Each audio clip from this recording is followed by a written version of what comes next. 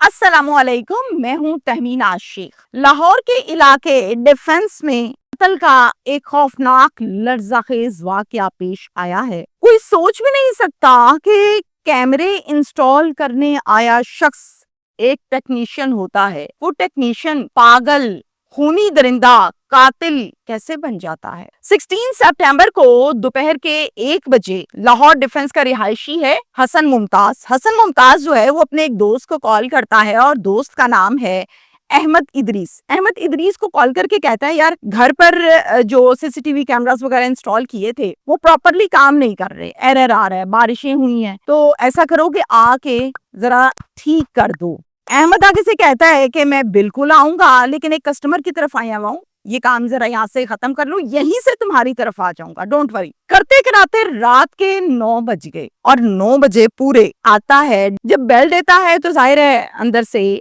दरवाजे को खोलने के लिए बीवी आती है, यानी कि आयशा। अब आयशा जो कि हसन की तो बीवी है, आकर पूछती है, जी कौन? जिस पर टेक्नीशियन आगे से ये जवाब देता है कि घर के कैमरे ठीक करने के लिए मुझे कॉल आई थी हसन की, तो मैं वही ठीक करने के लिए आया हूँ। आयशा कहती है कि मुझे तो नहीं बताई ऐसी कोई बात हसन ने। आगे से टेक्नीशियन कहता है कि आप ऐसा करें, कॉल करें और कॉल करके आप उनसे पूछ लें। कहती है, जी ठीक है, आप 1 मिनट वेट करें। अपने मोबाइल से अपने शौहर हसन को कॉल करती है, कॉल करके पूछती है कि हसन आपने किसी कैमरे वाले को भेजा है, यहाँ पर डोर पर कोई आया हुआ है कैमरे ठीक करने के लिए? कहता है कि आपने कंप्लेन की थी। कहता है बिल्कुल मैंने भेजा है, मैंने ही कॉल की थी। आप ऐसा करो कि इनको ड्राइंग रूम में बिठाओ, ये कैमरों वाला तो है, टेक्नीशियन तो है, लेकिन मैं जानता भी हूँ, इसको दोस्त भी है मेरा, आप इसको ड्राइंग रूम में बिठाकर पानी वगैरह सर्व करो, मैं बस आधे घंटे के अंदर अंदर आया। बीवी कहती है ठीक है। आयशा फोन बंद करके उसको कहती है कि आप अंदर आ जाएं, अंदर आके आप बैठें, बिठा कर पानी पिलाती है और फिर ड्राइंग रूम का दरवाजा बंद करके अपने कमरे में अंदर चले जाते। होता कुछ इस तरह से है कि आधे घंटे के अंदर अंदर हसन जो है वो आ जाता है, आकर मुलाकात करता है टेक्नीशियन से, हाल चाल लेता है और फिर उसको कैमरों के मुतालिक जो इशू आ रहा है, जो एरर आ रहा है, उसके मुतालिक बताने लगता है कि ये मसला है, तुम देखो अब क्या इशू है, ये क्यों ऐसे आ रहा है, बारिशों वगैरह का इशू तो नहीं है, जो पिछले दिनों बारिशें बहुत ज्यादा होती रही हैं। टेक्नीशियन कहता है कि यार कोई मसला नहीं है, अभी सेट कर लेते हैं जो भी इशू आ रहा है। और ये कहते कहते जो साथ में अपना औजारों वाला बैग लेकर आया था उसकी तरफ जाने लगता है। औजारों वाले बैग से एकदम हथौड़ी निकालता है और हसन के सर में जोर से दे मारता है। हसन जोर से चीख मारता है और जमीन पर गिर जाता है। अब ये चीख जब अंदर बैठी बीवी सुनती है अपने शौहर की, और बेटी सुनती है, तो बेटी और बीवी, बेटी का नाम है इसमें हादिया और हादिया की उम्र है 6 साल। ये दोनों भागी आती हैं ड्राइंग रूम में और आके देखती हैं कि ये क्या बात हो गई, हसन क्यों चीख मार रहे हैं। जैसे ही आके देखा कि हसन तो जमीन पर ढेर हुआ है और साथ में उसके बहुत ज्यादा सर से खून निकल रहा है, फौरन टेक्नीशियन से कहती हैं कि ये क्या किया है तुमने मेरे शौहर के साथ। इतने में टेक्नीशियन बड़ा चालाक और होशियार बनता है। वो इससे पहले कि कोई 15 पर कॉल करे, कोई भागे, कोई बेकाबू हो, फौरन से करता क्या है, अपनी पिस्टल कनपट्टी पर रखता है बेटी के और उनको दूसरे कमरे में अंदर वाली साइड पर ले जाता है। जब कमरे में ले जाता है बंदूक के सर पर, तो वहां जाकर सबसे पहले इन दोनों के हाथ और पांव अच्छी तरह से बांध देता है। कमरे में जो मोबाइल फोन पड़े होते हैं टेबल पर, उनको उठाता है और इनके कमरे का दरवाजा लॉक करके वापस ड्राइंग रूम में आ जाता है। और हैरान कुन बात यहाँ पर ये है कि ये जब वापस आता है ड्राइंग रूम में, तो आकर वहां से अपना सामान उठा के फरार नहीं होता,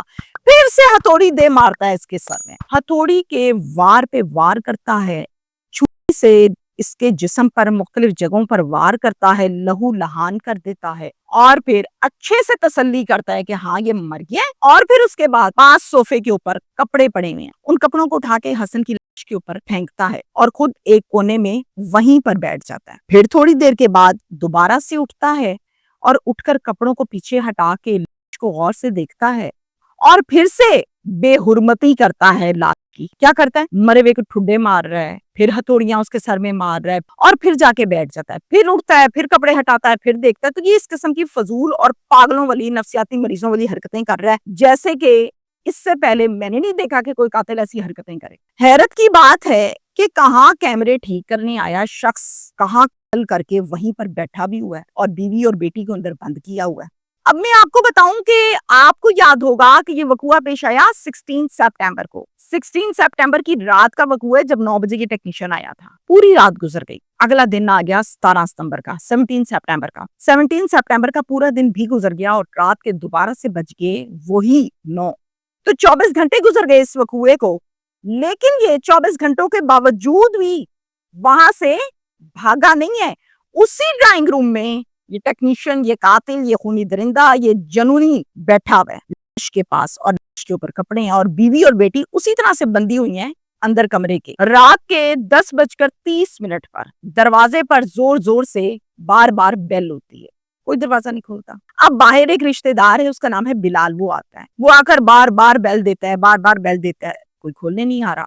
تھوڑا سا جھانکتا ہے ڈور میں سے, مین گیٹ میں سے, لائٹس چل رہی ہیں, گاڑی گیریج میں کھڑی ہوئی ہے, دروازہ نہیں کوئی کھولنے آ رہا. فون کرتا ہے اپنی بھابھی کے نمبر پر, فون کرتا ہے حسن کے نمبر پر, بیلز کنٹینیوسلی جا رہی ہیں, کوئی فون بھی نہیں سن رہا. تو اس کو شک پڑتا ہے کہ نہیں, معاملہ کچھ اور ہے, جو یہ ابھی تک دروازہ بھی نہیں کھول رہے ہیں, گاڑی بھی کھڑی ہے, گھر کے اندر بھی ہیں. شک پڑتا ہے تو وہ پھلانگ کر گھر کے اندر آ جاتا ہے.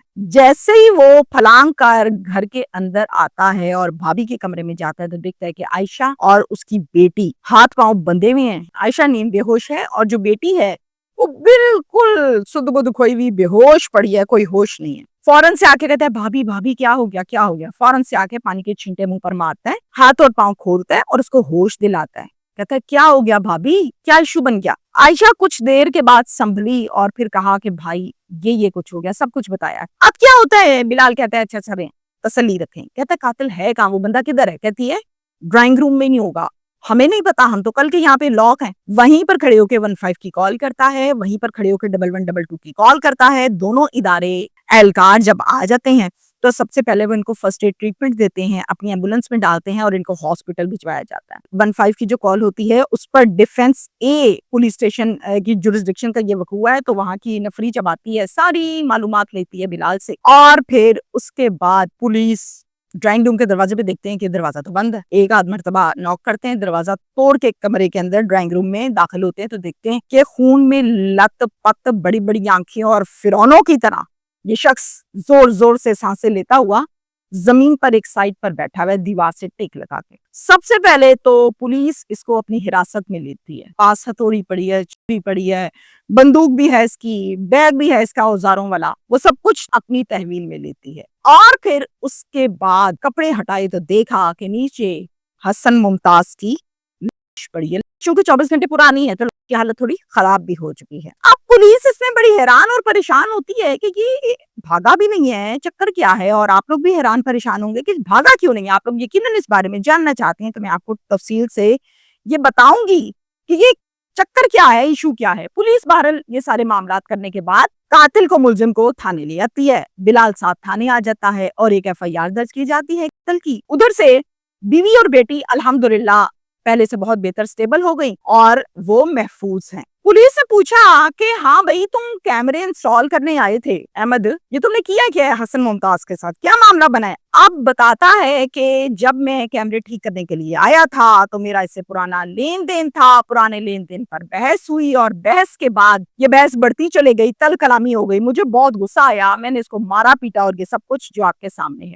اب وہ کتنے پیسے تھے جس کا لین دین تھا, کتنا پرانا تھا وہ لین دین, کیا واقعی لینے تھے یا الزام تراشی تھی یا اس کے علاوہ معاملہ کچھ اور ہے, اس حوالے سے پولیس نے کسی قسم کی کوئی اپڈیٹ اب تک نہیں دی. اس لیے خود ساختہ یا کوئی غلط بات یا کوئی بغیر تصدیق کے بات میں کرتی نہیں ہوں. اب یہاں پر امپورٹنٹ 3 پوائنٹس شیئر کر رہی ہوں آپ کو. یہ پسٹل لے کر آیا, اس کا کیا مطلب ہے؟ اس کا مطلب یہ ہے کہ یہ پری پلانڈ سوچ کر آیا تھا کہ آج میں نے کرنا ہے تو پسٹل لے کر گیا اور کن پٹی پر رکھی. ایسا نہیں ہے کہ سر موقع پہ ہی بحث ہوئی اور یہ معاملہ بن گیا, نہیں, یہ پسٹل لے کر آیا. ٹیکنیشین کے پاس اوزار ہوتے ہیں کیمرے سے ریلیٹڈ چیزیں ٹھیک کرنے کے لیے, بندوق نہیں ہوتی بندے مارنے کے لیے. تو پسٹل لانے کا مقصد یہی ہوتا ہے, یا گنڈا لاتا ہے, بدماش لاتا ہے, پولیس والا لاتا ہے, یا پھر وہ شخص لاتا ہے جس نے قتل کرنے ہوتے ہیں. اب یہ سب سے بڑا اور امپورٹنٹ پوائنٹ ہمارے آج کے کیس کا یہ ہے, تہمینہ شیخ یہ آواز بلند کرتی ہے, اس بات کا عوام جواب چاہتی ہے. میں بھی جاننا چاہتی ہوں کہ